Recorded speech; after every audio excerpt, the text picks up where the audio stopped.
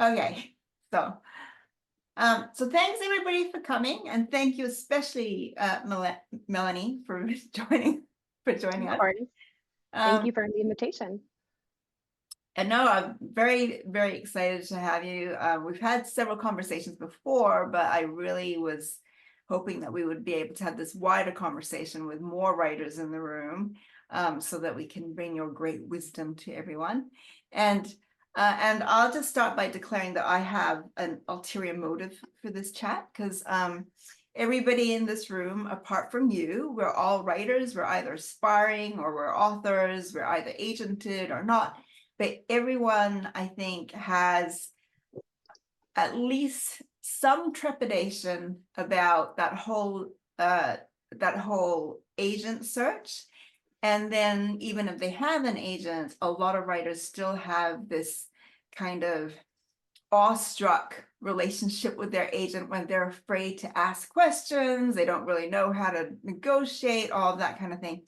And I thought you might be one of the friendliest agents I've ever met. So I thought the best person to dispel all this is going to be Melanie. And especially because you're the agent of my good friend Lisa. So we can actually have the two of you together, like talking about the relationship from both angles, so that we can kind of debunk a few myths, you know, get some practical advice going, but kind of set the framework for everyone. So I thought that maybe we can start with you guys telling us how you met. And I have actually heard Lisa's version. So Melanie, tell us from your perspective, and then Lisa can come in and fill in her maybe more familiar to most of us, like starstruck author perspective. Well, the reason I was like laughing is because, so, okay, well, to preface, we both met because we were at the Mendocino Writers Conference. And correct me if I'm wrong, Lisa, because this was quite a few years ago now, but I believe you came up to me during dinner because we were all walking around and there was like a bar where you could get drinks. And so it wasn't like we were just staying at the table the whole time. And I believe you kind of took me aside and were talking about one of the panels I was on or something, and I believe maybe thanking me for something that I said during the panel. And then I was a new agent. Like I've been agenting for 5 years now. I want to say that that may have even been my first year or two. And so talk about being like nervous and awestruck. Like like I felt that being at the conference. And so Lisa just said such kind words, and I could tell that she was just being really genuine. The reason I laughed was because I was like, "Can I give you a hug?" and, and she was like, "Yes." And then we like hugged each other, and I don't remember the rest of it. But then, you queried me. I don't remember how long after. And Lisa's also friends with one of my colleagues' clients who, prior to me becoming an agent, I had sort of helped matchmake that relationship as well. So there was some familiarity before, but that is, I believe, the first time we met when I just like awkwardly was like, "Can I give you a hug?" I'm a hugger. So yeah, I'm very curious what your version of that, Lisa, Yeah. is. Well, my version's a little bit different, Yeah. but similar. So from my perspective, I mean, it was a pitch panel, and I was not going to pitch because I didn't want to pitch because I was terrified and I wasn't ready either. So lesson number one, always show up prepared. But I put a pitch together and I pitched to you. And I remember, I remember shaking as I was pitching, and you said, "I would read that book." Like, okay. And then, yeah, I was at dinner and I just remember thinking, I have to talk to her. This is my one chance. I have to talk to her. See, But it was just, you just so nervous. Like, I don't want to interrupt. Like, it's dinner. I don't want to be a pest, but I did. And then you were also very welcoming. And then the rest is history from there. I see that right away is just very interesting and indicative of our like two, because you remember the pitch panel and I barely remember that now. Like, but I remember my awkward asking you for a hug. So That's That funny. is such a warming story, because I think that most people are so just like intimidated by that first meeting, you know. And I think that I once said to actually Lisa that one of the things that I have experienced, and it's very funny how, first of all, lots of things to take out here. One is that the other person's usually also nervous and also awkward, and so a little bit of friendliness goes a long way. But then the next thing is how really this is an industry completely governed by like chance encounters and knowing different people. And I'm sitting here going, okay, you know, like I know that Lisa got a lot of her courage to actually do the pitch because Debbie DeVoe, another one of you know, my writers, like encouraged her. I know that you were, Melanie pulled Cameron's book out of the slush pile, and then, you know, so it's like all these like interweaving webs. And I think that one of the things I'd really like the audience to take out of this is that in that web, everybody is just a human being, whereas we kind of tend to think of them, you know, and then sadly, I think a lot of times the moment that someone gets published, we kind of think, oh, they're a published author now, and they're like big and they're fancy and they're shiny. And actually, one of the things I love about this industry is that you've never met so many good-hearted people who just love books and love reading, right? So, well, that doesn't actually lead to a question. I just No, but it's so true. I did a podcast recently where that was one of these things I said was that, you know, you kind of have to make peace with where you're at, no matter where you are at in that journey, because there is this feeling that like as soon as you get published, you're sort of like a completely different person and you're still you. And, you know, it's just, I think that's human nature, to sort of feel like once we reach a certain milestone, we will just like fundamentally become a different person and like the best version of ourselves. But yeah, it's obviously not true. And I think we all know that from our own experience this far in life. But you're so right. Yeah. So, okay, in terms of pragmatics, then for those amongst us who are looking to be agented, how would you go about that search? I mean, so what proportion, let's put this into math here. What proportion of your clients actually came in through code queries, and what proportion did you meet like Lisa at a writers, you know, conference or something that was in some way facilitated? And then again, the third pile I would imagine is how many were actually recommended or referred to you by your, you know, by other writers that you knew and trusted. Yeah. Now I'm trying to do like all this mental math. I would say, so it's tricky. I would say the majority of my clients have actually come from Slush. So I very much believe in the power of Slush, which I know I don't like that term, to be honest, but that's, you know, what we call it for better or worse. And only Lisa, you might be the only client I've signed that I specifically met at a conference. Which, you know, it's not, I know that I've been sent stuff from people that I've met at conferences that I've certainly like shared with my colleagues and stuff. And sometimes those work out, but just myself in particular, you might be the only client I've signed from Slush. And then I would say a good chunk of my clients came in on referrals. My very first client actually, which I happen to have like all my books stacked on my desk. So this is not the first book, this is the sequel, but Asking for Trouble by Sarah Pernias. Sarah was a friend of Holly Root, who founded Root Literary, two of her clients. They're like really good friends. And so she, when I was starting to build my list, she referred, her clients referred Sarah to me.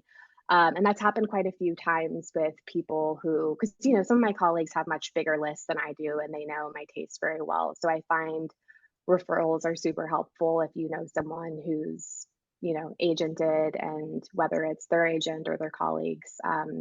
So it's a good mixture, but I would say probably like 75%, maybe like 60%, I don't know quite the math, would be people who are cold queries. Mhm. So, and there's also a couple, I don't know where this would like fall into sort of the buckets that we're dropping everything into, but there's also, I would say, at least maybe like 3 or 4 clients that I've signed specifically from like, I don't know if this will happen anymore, but like Twitter pitch events. I know Twitter sort of, that's a bygone era. But there were a couple clients I signed from DV Pit, whose tweets when they pitched their like elevator pitch for the books, I just really liked, and then they queried me.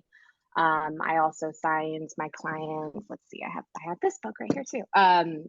Natalie Sue's I Hope This Finds You Well, which comes out in May. It's on Lillian Morrow's list. I found Natalie in the last year that Pitch Wars was a thing.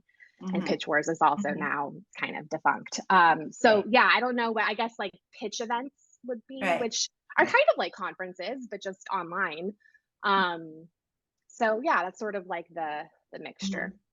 So to flip this around a little bit, Lisa, it's like, so when you were off agent hunting, what proportion were through of queries that you actually sent out were people that agents you met at conferences? What proportion were referred to you from by your writing friends, and how many cold queries did you do? I would say the majority were cold queries. So I had a couple of agents who I'd queried with something previously who'd said, you know, this is not right for me, but send me something else. And I had a couple that I'd met at conferences, but actually most of them were just cold queries. Mm-hmm. Mm-hmm. Yeah. Yeah.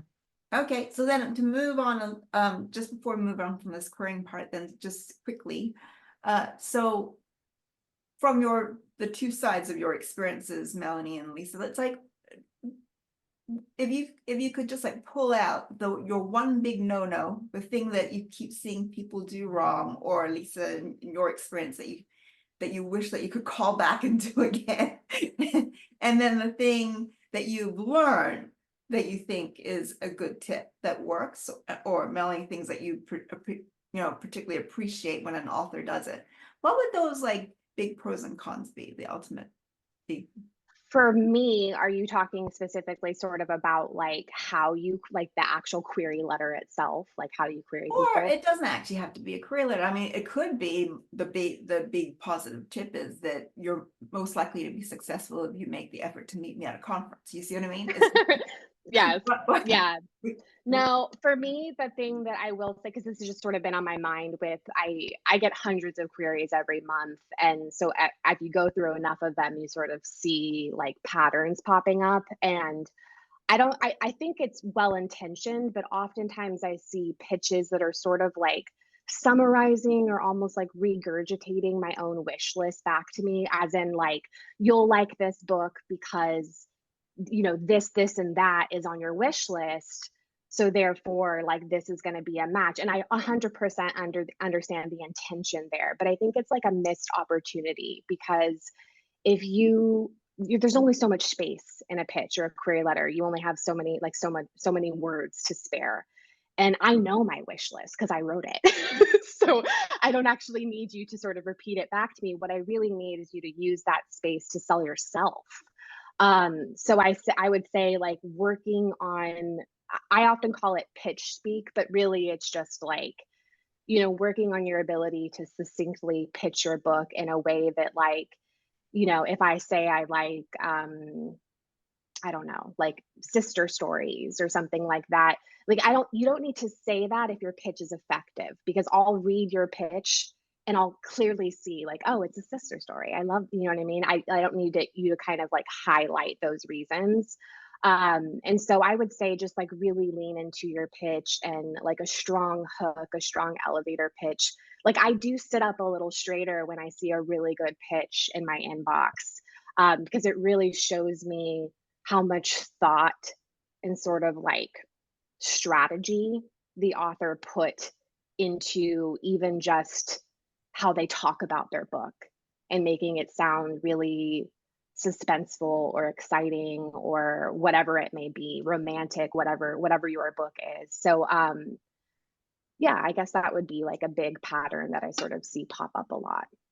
Mhm. And Lisa, what have you learned? I think for me, I would say read widely, but read deeply in your genre and really understand like what kind of books in your genre are selling. So, and understand where you fit in the marketplace.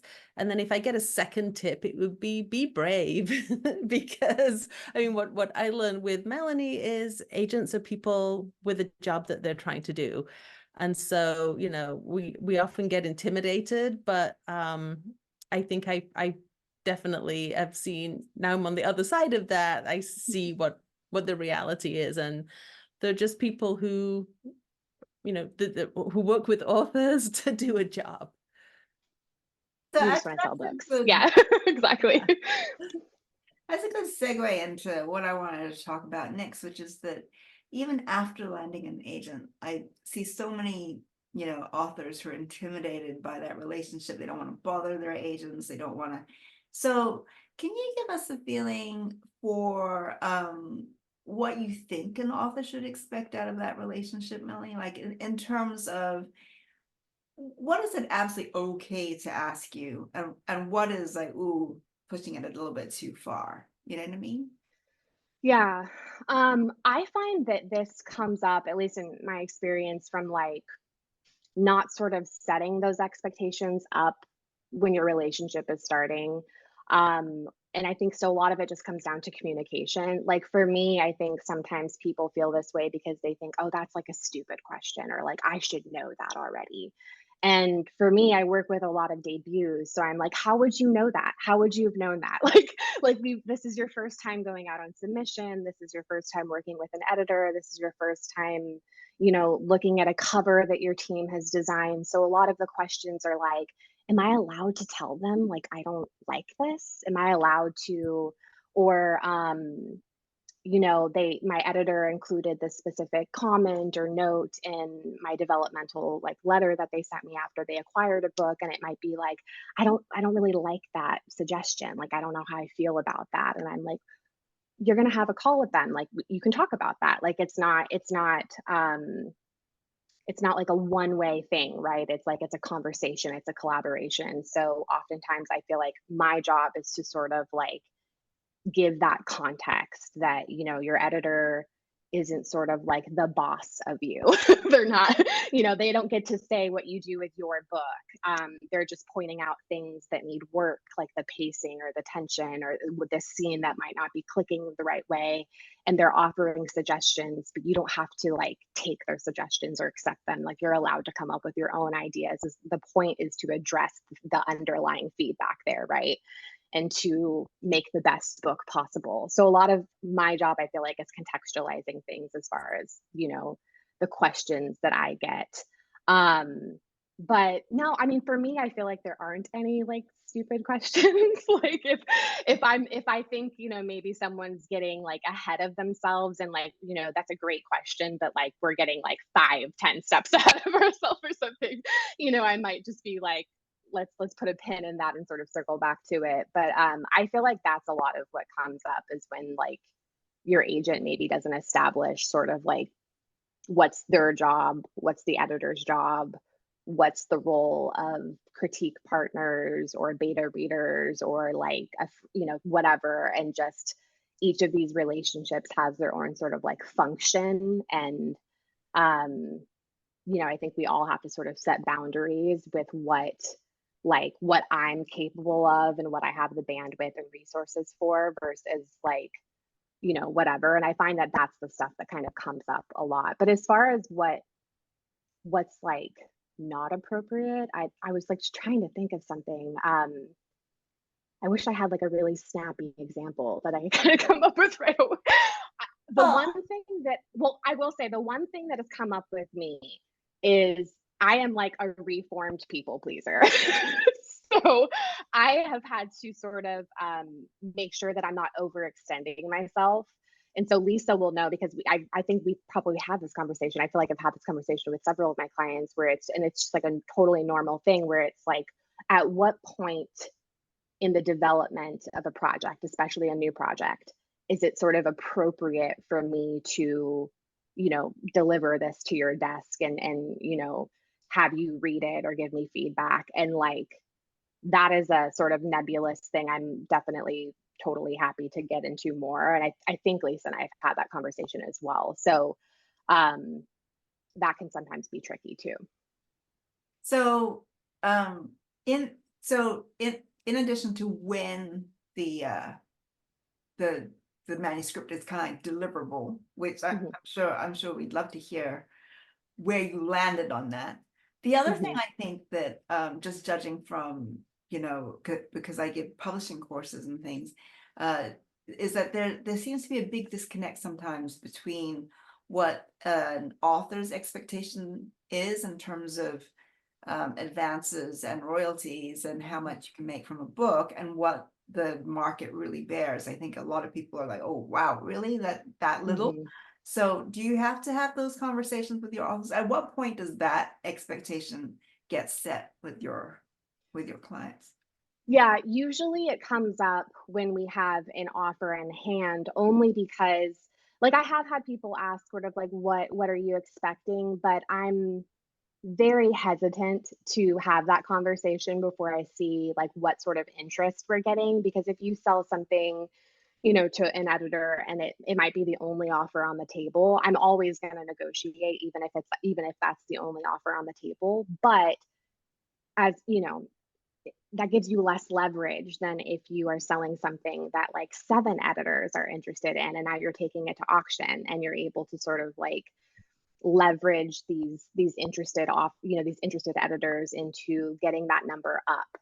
And that's just, like basic, like sales 101 right there, right? You have supply and demand. So I'm hesitant to give like, this is what I'm expecting, but I can sometimes provide some like ballpark ranges that I would be surprised if we didn't get within that range, just based on my own experience and sort of the the resources I'm provided at my agency, and sort of like the roster of all of our clients and contracts, without disclosing any personal information, of course. So that's sort of how I contextualize things. It's tricky because sometimes you'll have conversations with clients who are hoping to maybe make it so that they can be like a full-time author. And so I want to know those things, because I do want to know what sort of my author's goals are or their expectations are. But as all of us know, like there are no guarantees, and so much of this are like careers and what opportunities were presented are somewhat out of our control. And so I never want to make any promises that I don't feel like I can deliver on. I hope that answers your question. That does answer my question. Yeah.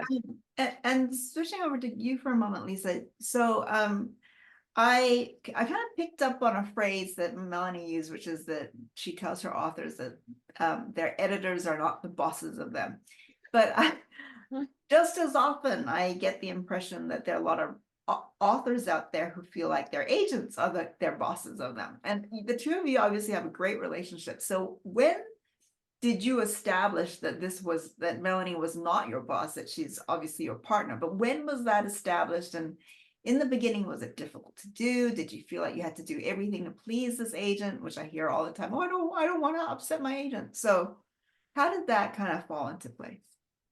Yeah, so I mean, I think the first thing was, the call when Melanie contacted me and said, I'd like to discuss representing you, and we had the call, which is another nerve-wracking thing where you have to get on a call with an agent and discuss this agreement on how that's all going to work.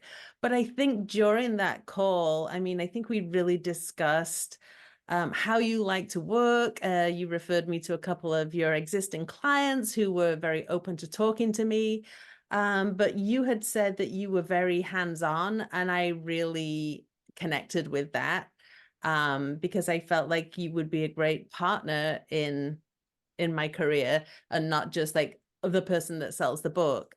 So so I felt that right from the beginning. And then, you know, I've batted around ideas. I know when that first book went out on submission, you know, we had a conversation about, well, what's next? And I had this list of ideas, and Melanie was great and came back with, you know, this sounds like really interesting. This sounds really marketable. I think you've got some really juicy stuff in here.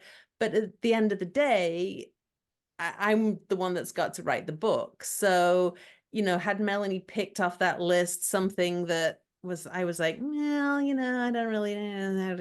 Then I've got to, at the end of the day, I've got to write the book that I know that I can sit down and spend, unfortunately, more than a year, because I'm not that fast a writer, but 2, 3, 4, 5 years with a new book idea. But we did a couple of things like that, and we've done some, you know, I sent her some more developed pitches. We put together a pitch package for an idea at one point, with a synopsis, and which was something I'd never done before, without writing a book, to write a pitch and a whole synopsis for a possible book.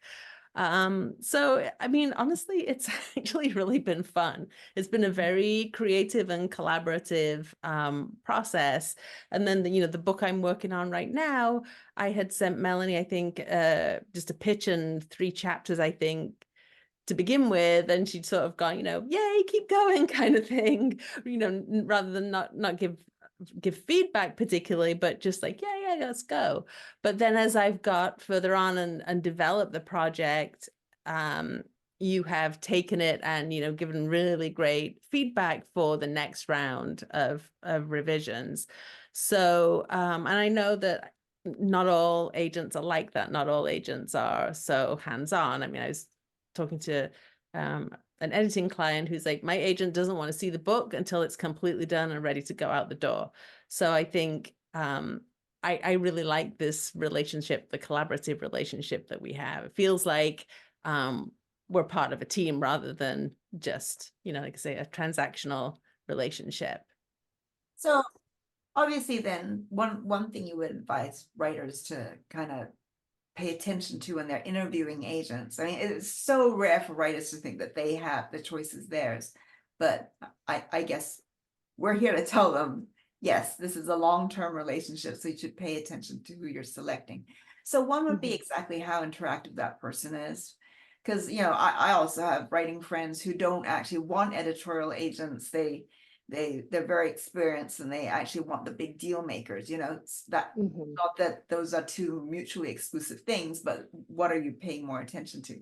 So what other things, having been on both sides of this relationship, what other things would you just say, oh, okay, so when you're talking down, making your selection, these are the things to pay attention to make sure that the fit is good?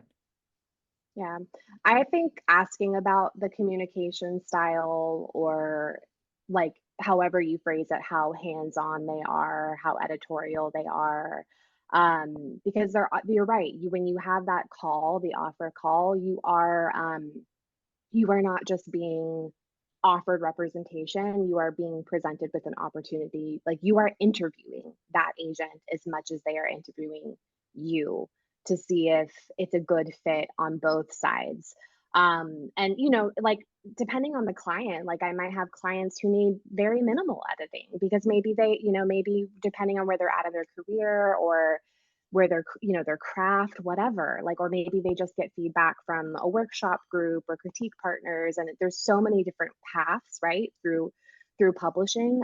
So I find that, like, even that, like, how much support, or how much editing someone needs, that differs, right, project to project. Like, I've sent out projects that needed fairly minimal editing because when it landed on my desk, it was just like, I'm not going to make notes out of thin air just to sound smart, right? Like, if it doesn't need that much work, it doesn't need that much work. But you're right, there are agents who are very not editorial at all, and it's really just send it to me when it's ready to go on submission, and I will pitch it and negotiate the offer, and that's sort of the extent of that relationship. And if that's appealing to you, and if that's a good fit for you, then right, it's just kind of about what's right for you. So I think part of it is like maybe part of it is the work, like the homework you give yourself before you even have sort of that conversation is, what do I need? Like what kind of agent am I looking for? Do I need someone who has that editorial skill set? Do I need someone who I feel really comfortable talking to in communicating and have, because it can be a little bit vulnerable when you're sharing, especially something that's pretty early on. And for, Lisa brought up the project that we're developing together. And part of the reason why I am so hands-on is because, again, I do work with a lot of debuts, and I don't want someone to go spend years of their life working on a project that I'm not even confident I can sell. And so that's why I am so hands-on, and with especially upfront at like the conceptual sort of even figuring out what the book is, like the shape of it stage, because I want, Lisa and all my clients to take that time writing feeling like the idea itself is strong and hooky and sort of where we need it to be. So yeah, sorry, I feel like I'm getting off track, but but just, yeah, asking those questions, treating it like an interview, like almost like a job interview, because this is going to be someone that you're working with hopefully for years to come, and you want to make sure that it's a right fit and sort of, those strengths and weaknesses, that it's just like a good match. So yeah, Lisa, I'm sure, do you have thoughts on that? Yeah, I'm definitely. I mean, I think it definitely depends on what you're looking for, but definitely feeling out a good match, and that the agent is also sees your vision for the book as well, and not trying to push it into something that it's not, which is something that I experienced during the query process. Is an agent had said, oh yeah, I'm really interested in this, but here's what I think you need to do with it. And it was just like, no, that's not what I see the book as at all. But what's also interesting in this more collaborative process is that what I get from Melanie is she is out on the front lines. And we just had this recently where I'd sent her a draft of the book, and it had, a structural element that I'd used in the book.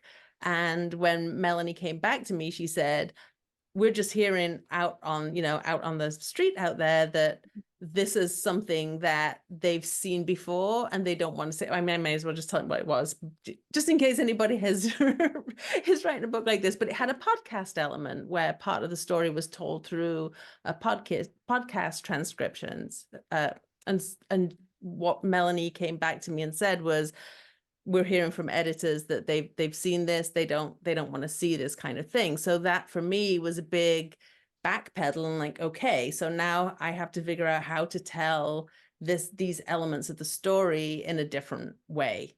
So I mean, that is really valuable information, that when you're in your little writing hole, typing away, you don't have that information, you don't know what's going on out there in the world. So yeah, Yeah, that's a it's great really valuable. example. Yeah. Yeah, and I think in that particular case, I remember talking about, I say these things that, like, it's not that you can't do that, right? It's not that no one can write a book with a podcast, but it's more, is it really integral to the telling of this story? Because if it's not, maybe we should take it out. Or, is there a different angle we can come at it where it maybe feels, a little bit fresher, and, whatever it may be, then maybe we come at it from a different angle. So sometimes it's just looking at it like that, but it is, yeah, I do think that that's where an agent is particularly useful, is sort of giving their expertise on the market, on what the editors that they have relationships are like looking for, and what they're also saying is kind of a hard sell for them because of sort of this great example with the podcast, where it's just podcasts blew up, and then suddenly there was a ton of books that had a podcast element. And if you've seen too many of them on submissions, it's really hard to make it sort of stand out from that crowd. And so just giving that sort of that lens on things, I think, is helpful, I hope. Mhm. So this is actually, let's talk about podcasting in a way. Is that also a really great segue into, I want to leave time for other people to ask questions, but I just want to finish on this idea of how the industry is changing so quickly, and how that's also changing the author agent relationship. So for example, agents that I knew this is going to age me, but agents that I knew like 15 years ago who were very, very like literary, had a very, very focused list, and that listed, only hardcover books, just, that kind of agent. Some of them now do a lot more. They almost book coach some of their authors through self-publishing, for example, or using self-publishing as some projects as a means to market other projects,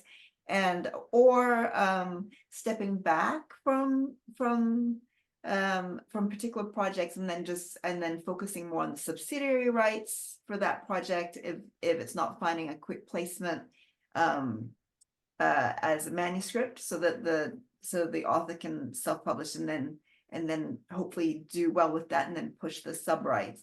So in terms of this, how do you see this all changing, Melanie? Like, I know that you, like Lisa, is a hybrid author, so right there you already have like a more modern rather than traditional model to start working with. So how's that all changing in at Root Literary?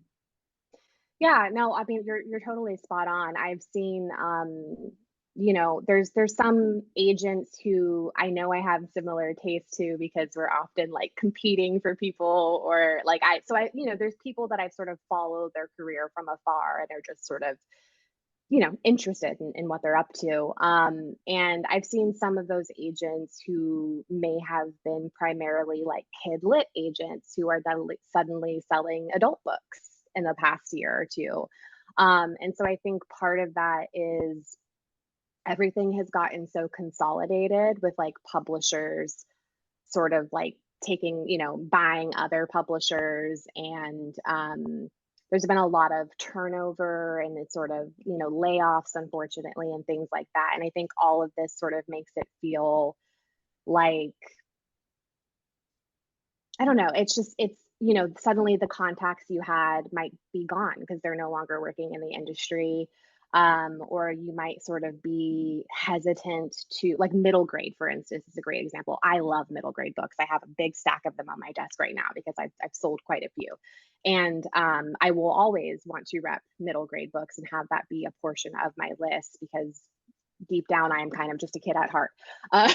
But middle grade is having a hard moment. Like, it's, schools were closed during COVID. The Scholastic Book Fair wasn't around for quite a few years. There's book bans going on right now. A lot of library systems are sort of having, I'm sure all of you guys are aware of this and seeing the news out there, and that's primarily affecting the kid lit market, and especially middle grade books that are found usually, like, I remember when I was a kid, at least, like, all of the books I read were books that my friends passed around at school, or that I went into my middle school library, and that's where I found so many of the books. And so if those sort of paths are closed to you, or there's less books on the shelves because there's some weird stuff going on in town, and different sort of like political things going on, you can see how that's really affected the landscape right now. So I'm seeing agents who maybe had a lot of emphasis on their list in that market, or just kidlit as a whole. And I think what it is them figuring out how to sort of take the stories they love in those spaces, the voices they love, and figure out a way to sort of diversify their own list. Because there's the business of like your client's own sort of business and their own projects and their career, but there's also the agent's career too, right? And you need to be focused on like longevity and sort of like how to build a sustainable career on all like levels of that. So I think that's probably a bit of what you're seeing in this. At Root Literary, we have a lot of romance authors at Root Literary, and so and it's not all romance authors, it's some fantasy folks too, but particularly in romance and certain subsets of fantasy, those work really well in self-publishing, especially, more spicy romance. So we have some authors who, we might talk about your trade romances, like the paperback books that are published by publishers like Berkeley. And what does that line of business look like, and what ideas and stories are, appropriate for that sort of brand you're building. But maybe you have this steamier romance that's maybe would kill it on, by self-publishing. And if you have an established platform, if you're really good at marketing yourself, if you're comfortable with sort of the aspects and all the stuff that goes into self-publishing, then we have two different lines of income for you, two separate streams of businesses. And there might be years when one of them's going really strong and the other's a little fallow, and vice versa. And sometimes we'll do subsidiary. I don't know what that's for. Sometimes we'll do, like subsidiary rights. We'll sell, the audio rights, or we'll help get our folks up and running with film and TV agents to sell those rights for them. Or we work with a company who we do all of our international and sort of foreign sales from. So even if we're not selling something to a publisher here domestically in the States, we can find different ways to help you sort of generate income for yourself. So it's really just sort of, for me, I just kind of try to like listen to my clients and see what they're up to and see, what the paths forward are. But I do sense a lot of those sort of shifts. And I think the industry always has these moments where like there's these trends, there's these ebbs and these flows. There's a lot of, there's a recession, there's a pandemic. And I think there's a lot of ripple effects from all of that. And people just sort of have to pivot and, ride the wave a little bit. Mhm. And Lisa, you've talked about how your relationship with Melanie is so rewarding in terms of the editorial work that you guys do together. As someone who's published books like by herself, unagented, like what does having an agent, what is that bringing into your work life that you beyond having an editing partner? Really, it's having somebody who's on your team, because self-publishing can be really fun. It's a lot of work, but you are, CEO, editor, designer, marketing department. Like you're the everything is on you. And so, you really have to just keep yourself motivated and get the work done. But having an agent feels like you're part of a team. So, yes, I'm still making the decisions for myself about the project, but if I need somebody to bounce an idea off and say, hey, I'm thinking about doing this, what do you think? I've got somebody who has knowledge in the industry who can say, yeah, this is a great idea, or no, run away. So you don't feel quite so as if you're the only person trying to figure this whole thing out. Well, I think that's a good point to stop then and hand the mic over to anyone who wants to ask more questions. So you guys, you can turn your video back on, and Michelle already knows how I do this. You can raise your little hand if you have a question, and that will float you to the top of my screen. And that way we can go in order and be a bit fair about it. But you know what I'm going to do? You guys stay put, but I am going to take myself out of the spotlight situation, and I will spotlight whoever's asking the next question instead. So first we have Michelle. So Michelle, go ahead with your question. Hey, thanks. So actually this is a question for both of you, because Lisa, you were just talking about how sometimes you went in with an idea to the agent just to see if it was something that was marketable, etc. But at what point do you usually query something? So like, does the book have to be super polished? Like at what point is it good to send out the query? I think Melanie would have her own answer. I think right now, the way the market is, you have to get the book in the best possible shape. It could be, if you're talking about fiction, nonfiction is a whole different query process. But if you're talking about fiction, I think that book has to be pretty much ready to go before you start querying. And I think that's one of probably the biggest mistake that I certainly made when I was first starting out, is querying with a book that wasn't ready.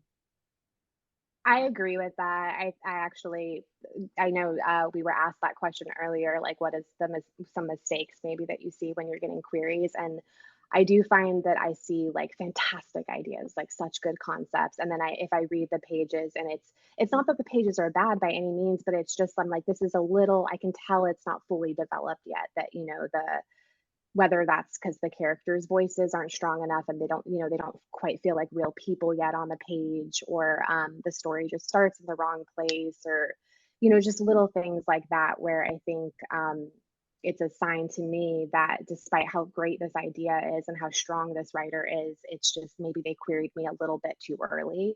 And I get it, because it's like, you're just like, I just want to get this thing out there. Like, I'm so excited to like get this started. But I would say like you're only, you know, you're doing yourself a disservice by sort of not being a little bit more patient and putting a little bit more time into that project, because if you did that, that might make all the difference. That might have turned a no into a yes.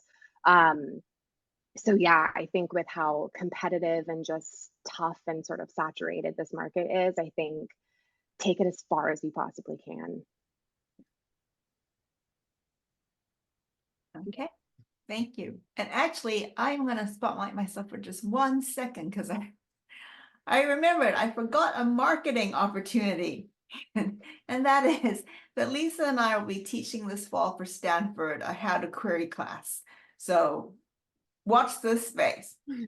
Now I'm going to jump out again and spotlight Isabel. Isabel, you have a question. Hi, Melanie. Thanks so much for coming and doing this. So I really take to heart what you said about people including things from your wish list, and how for you that's a no-no. It's really difficult to know what agents want. And I work really hard on my query letters and try to individualize them, write a fresh one for each agent. And some agents do actually want that. They even say so on their websites or in interviews and so on. So I guess my question is, if someone makes a mistake like that, which is a mistake for you, do you automatically reject it, or do you? Oh, yes. yeah, no, I don't. To be clear, it's not like a no-no in the sense that it's like, oh, that's a red flag. I'm not like, oh, I don't want to work with this person because they like did that. It's more just, I think it's sort of, I just think it's not necessary. You know what I mean? I just think that it's sort of, I personally don't feel like authors have to kind of, write a query letter that's like specific to me. I'm actually okay with, because it's so much work. Like, I know people that have queried dozens and dozens of agents, and I find that to be a little absurd to like need you to customize like a query letter for everybody. I understand that there are other agents who have different preferences, but for me personally, I just feel like you're already spending so much time on this. Like, I do not want you to have to customize a letter specific to me, beyond just making sure it's a fit for my list, and that it's something that I'm looking for. Like, if you send me a military thriller, I might be like, why did you query me? That is not what I work on. But no, it wouldn't be like an automatic no by any means. I just think, I just don't want people to feel like it's necessary, and sort of, I think there are other aspects of the pitch that are far more important than sort of, laying all that stuff out on the page. Okay. Thanks so much. Yeah. Mm-hmm. Are there any other questions? Oh, Lindsay. All right. Do my little spotlight juggling. Oh, I had a question for both Melanie. Oh, can you hear me? Just let me spotlight. Yeah, here you go. Oh, there you go. I had a question for both Melanie and Lisa. So I know, Melanie, you were talking about like really leaning into your pitch for your query, and like really working on like your pitch speak and that. So I wanted to understand, like, how significant is, I guess, like selling like yourself too as an author, or as like a writer and an author, and like having like a writer background, I guess, because just speaking from someone who just doesn't have a lot of writing background, I have a lot of like more like in the medical science like background because of schooling, but like for writer background, not so much. So I wanted to understand, like, how important is that selling point in your query? And then maybe, Lisa, I was kind of curious, like, what maybe you included in your bio, and like maybe what your background like was that helped you with your query. Yeah. For the part of the question for me, I think it's I want to know like who you are. I mean, and this is one of those things that every agent will have a different answer to, because I know, because I've been on panels with other agents where they're like, I don't even care. Like they're like, I just look at the pitch, I look at the pages. If those things are, you know, what I need them to be or where I need them to be, like that's enough for me. And then sort of like the who is this author, like I want to find out more about them, is sort of secondary to just making sure that the book itself is something that they're looking for. But for me, like I want to know, like if you tell me I like writing, you know, fantastical stories for kids, you know, I might want to know that, or whatever it is. If you have writing credits, then sure, throw them in there, because I think that shows just like where you're at in your career and sort of like how not dedicated to your craft is, because I think you can be really dedicated to that without all those sort of credits, but just like how much you've invested in the craft of writing and developing those skills in your career. So I want to know all those things. But I've signed people who, like, I have clients who are lawyers or like mechanical engineers, and they don't have any formal education in writing, but they've obviously dedicated a lot of time to that. And some of those folks pursue those things later down the road. So for me, it's not so much like, I'm not like looking at your bio sort of like ticking off, like checking off things on a list, but I do want to know who you are and, you know, your journey so far, and sort of just usually I want to know like what kind of stories you're drawn to. Like if you're querying me with a middle grade, but you're like, hey, I also write, you know, women's fiction or something. For me, I'm like, oh, interesting, because I do rep adult stuff and kids stuff as well. So yeah, I love to, you know, get a feel for who someone is, but it's not the end all be all by any means.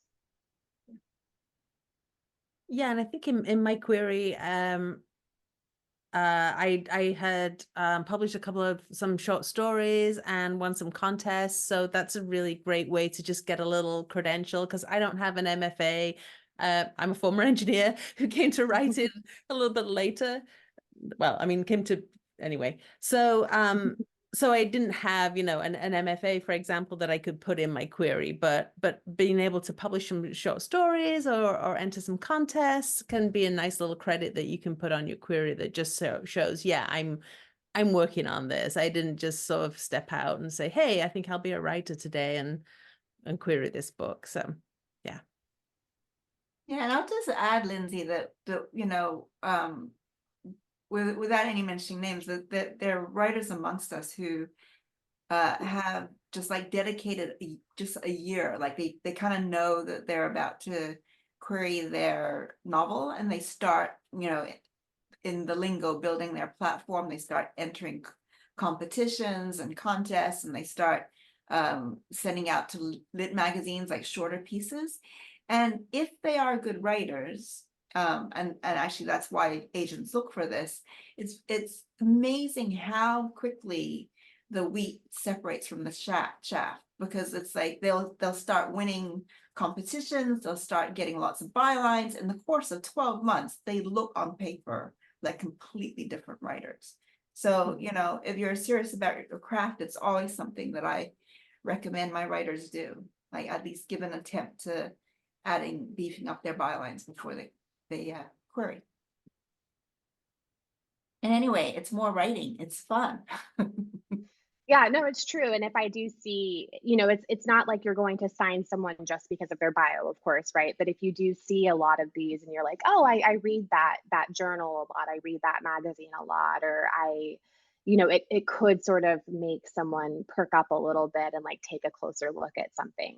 Because again, you know, I get hundreds of queries a month, and I'm sure there are agents out there who get, you know, probably even more than that. And so you're reading so many things, and if there's anything you can do to sort of set yourself apart, yeah, it's good to throw it in there. Thank you. Does anybody else have any questions? No? In that case, we have, oh, Carol? Is that a goodbye, or is that I have a question? Yeah, I had a question, but I forgot where the little button was to to raise my hand.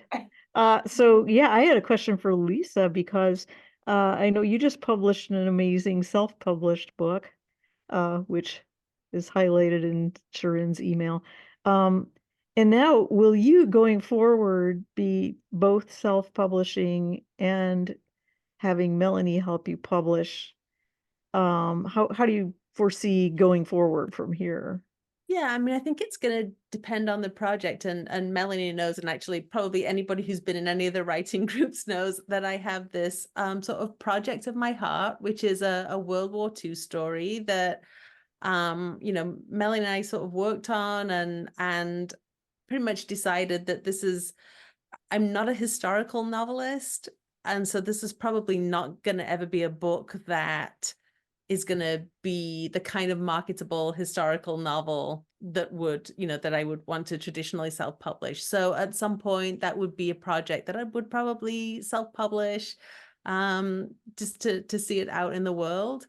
So, but you know, the projects that I'm working on now, those I see that they are, you know, they're very genre specific.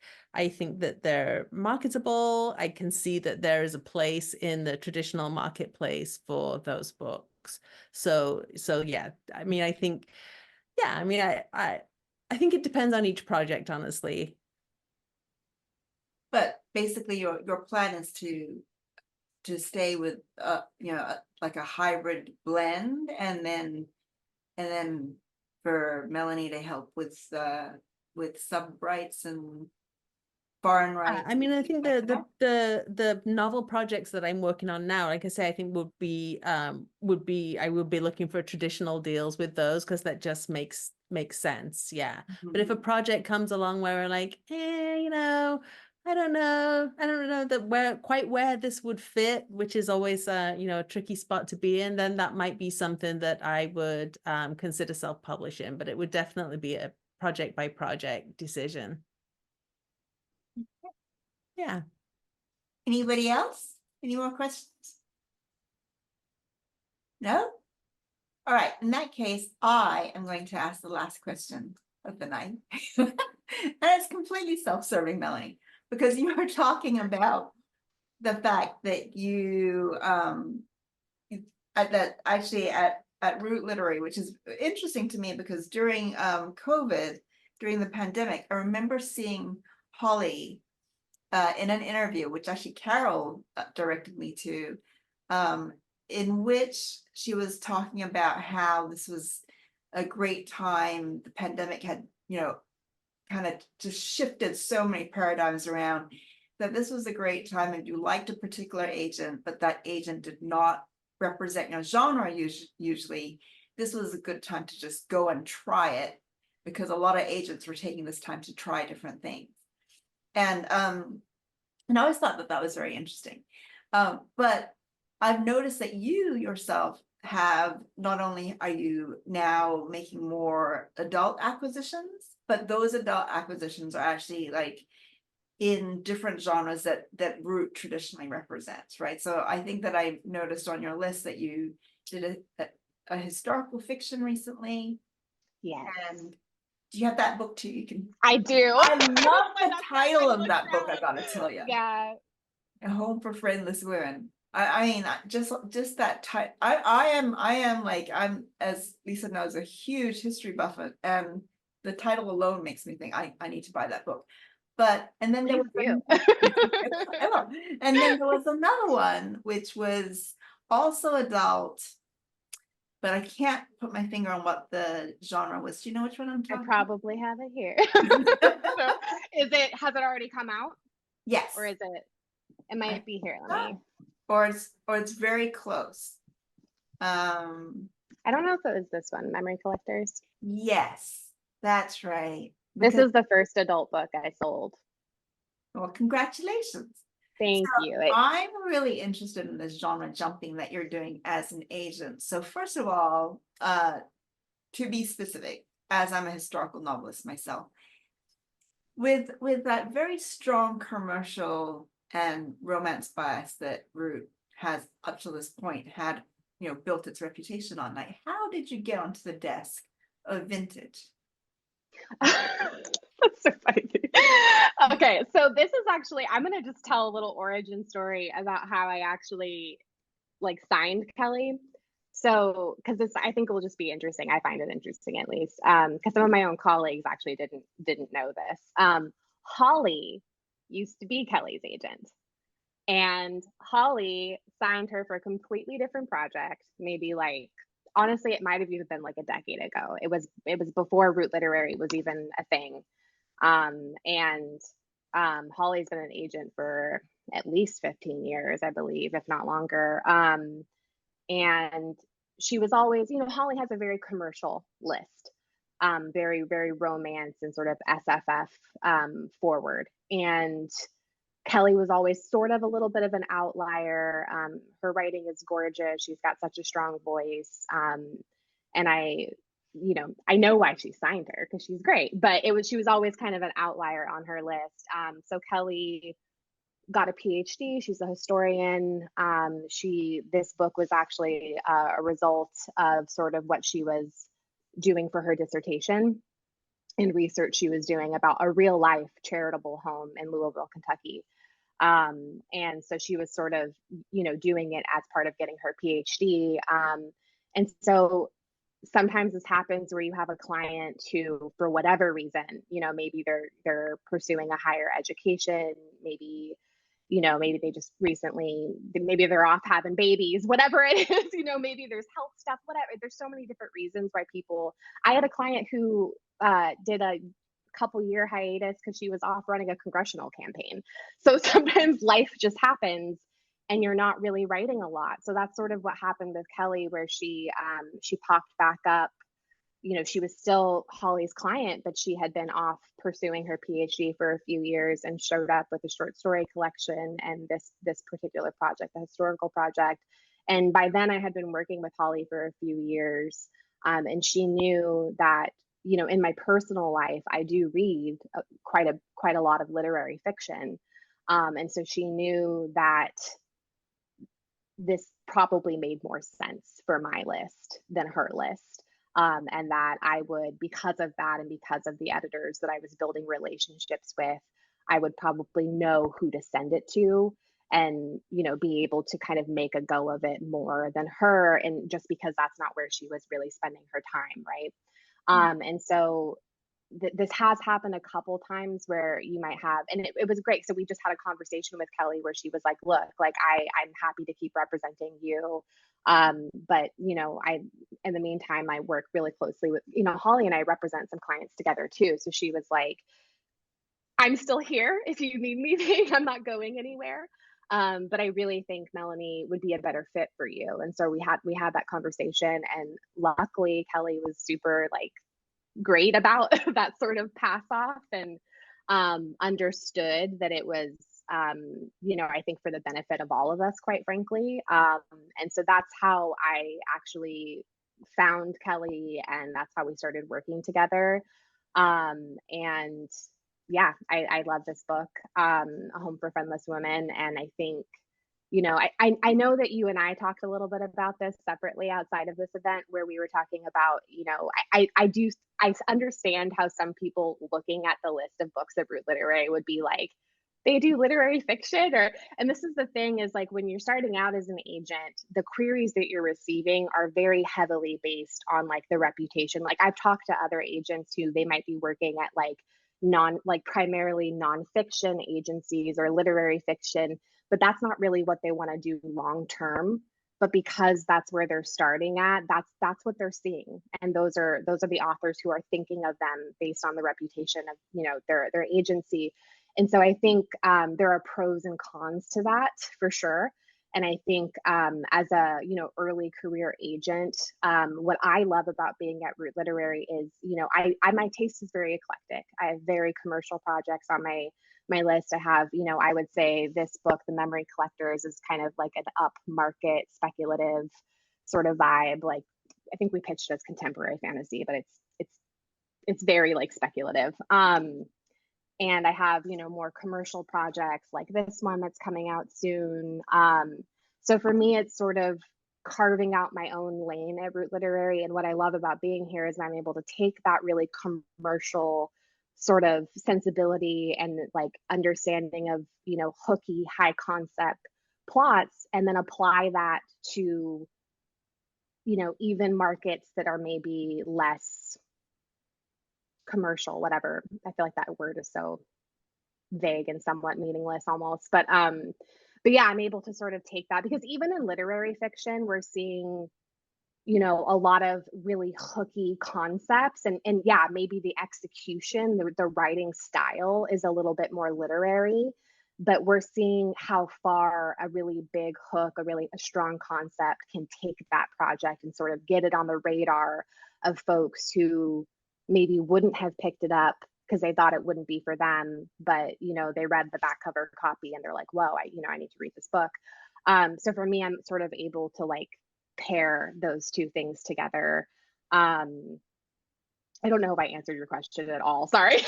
You actually answered Yeah. the greater part of it, but you skipped very quickly. It was like a needle going shoop, where you where you said, oh, you know, and I was probably the better match for her because I had developed these relationships with these editors. But at the point that you did that, you wouldn't have had a historical fiction client. So how did you develop those relationships with those editors? Yeah, honestly, I was talking to an agent who just started recently, and she was sort of asking me the same thing, just for advice for like getting started and building those connections. And a lot of it is just like knocking on doors. Like you know, you're talking about authors cold querying agents. Like I cold email editors all of the time. And so for me, it's a lot of like, yeah, like I have to sell myself to them and sort of be like, I know that Root Literary is known for this thing. Like, here's my taste. We start talking about books. I start listing off books that I've read recently, and you know, oftentimes I've researched this person, I've researched their list. I know what their sort of ethos is, and a lot of it is just like having that conversation, and you're speaking sort of the same language, right? And you're just putting on, you know, I don't know, like your best face, right? and you're shaking hands, and a lot of it is like there's a lot of networking is involved, which I know we sort of talked about earlier, but I'm doing the same thing like on this side of the desk. Like there's a lot of a lot of that, just, you know, establishing those relationships and, you know, developing projects kind of behind the scenes with folks who, you know, we don't have anything out on submission yet, but I know I'm going to in a few months. And so I'm you know, I'm sending out those emails. I do a lot of calls. You know, being here in Southern California, I'm constantly, sometimes I go to New York and actually have like in-person meetings, but especially in the last couple of years, I'm doing so many of these sort of Zoom meetings and just having face-to-face conversations with people so that I'm on their radar. We have a really good time. We have a great meeting. We have a great conversation. And then that way, when I submit that lit fic historical project in a few months, they remember me, and they know that you know, I thought of them for a very specific reason, and I'm not just sort of like throwing spaghetti at the wall. And so a lot of it is really like, I think Lisa, you said this earlier, where you're like, you just like be brave, like, or something like that. Like I have to, you know, do that all the time, where it's like you have to sell yourself. And so I find that, yeah, when I have those conversations, and it really does feel like we're speaking the same language, because I'm listening to like the books that they're talking about that they love when I'm sending, you know, to people who might be outliers for Root Literary. But I sort of use that moment to be like, no, I like, you know, so yeah, a lot of it is just that networking and building those relationships, even if you don't have anything at that particular moment. You just kind of have to find your people and put yourself out there. And like Lisa said, just like be brave. And you know, I think for me, it's like, I certainly could probably go work for an agency that like only does literary fiction, but to be honest, like I just don't want to. Like because I don't want my list to be all literary fiction. I like the sort of the breadth and the diversity of my list here at Root Literary, and being able to pursue projects that really excite me. And honestly, just like strategically, if all of my colleagues are representing romance and I am too, like I have to compete against my own colleagues. So it's part of it is sort of figuring out your own niche and carving out your own lane, even within your own agency. And Root Literary is only, I think we're turning 7 this year. And actually like next month, I think is our 7th anniversary. So we're a fairly new agency. And that's sort of been this thing that I've been in pursuit of the last 5 years of being an agent here, is figuring out sort of the parts of my list and my tastes that overlap with my colleagues. I co-represent stuff with some of them, and the parts where my taste diverges, and sort of how I can build out my own reputation and my own name here as well. So Well, I think it was probably eye-opening to a lot of the writers here that you actually have to go pitch to. And yes. and it and I think it makes me feel better to hear that you do it. Yeah, because I mean, if I'm just gonna cold email someone and I've never had a phone call with them. I don't know how they work. I think it's certainly a way to do it, but I want to be a little bit more strategic and thoughtful. And I think you may have said this earlier, but you'd be surprised by how sort of welcoming people can be, and how I find that it's very rare that someone is just like, no, like I'm not going to take this meeting. I think we're all trying to like find our people in this industry, and that includes like the editors that you work really well with, whose lists are sort of indicative of your own taste, the agents, Right. I think, and also the readers, right? Like you're finding your people as far as like your readers and the readers that you're eventually going to pick up your book.